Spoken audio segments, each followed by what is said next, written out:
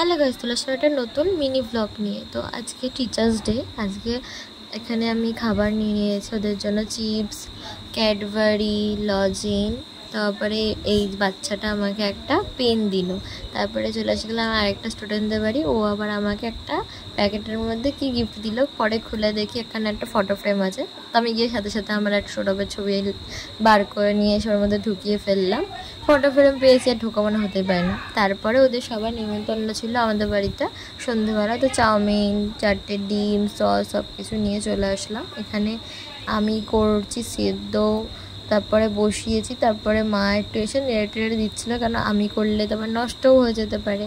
তারপরে এইটা হচ্ছে শ্রেয়ান আমাকে দিয়েছে এই কাপটা এসে। তারপরে এই যে আমার সব স্টুডেন্টরা চলে এসছে, আর আমার ভাইও রয়েছে। ওই যে তিয়া শয়তানি করছে খেতে বসে। ওই যে শ্রেয়ান আর হালালপুরে যাকে পড়ে সে এখনো আসেনি, সে সবার লাস্টে আসবে। এদেরকে সকালবেলা ক্যাডবারিগুলো দিয়েছিলাম, বাট অন্বেষা শ্রেয়ানের পড়ানো ছিল না বলে ওদেরকে এখন দিলাম।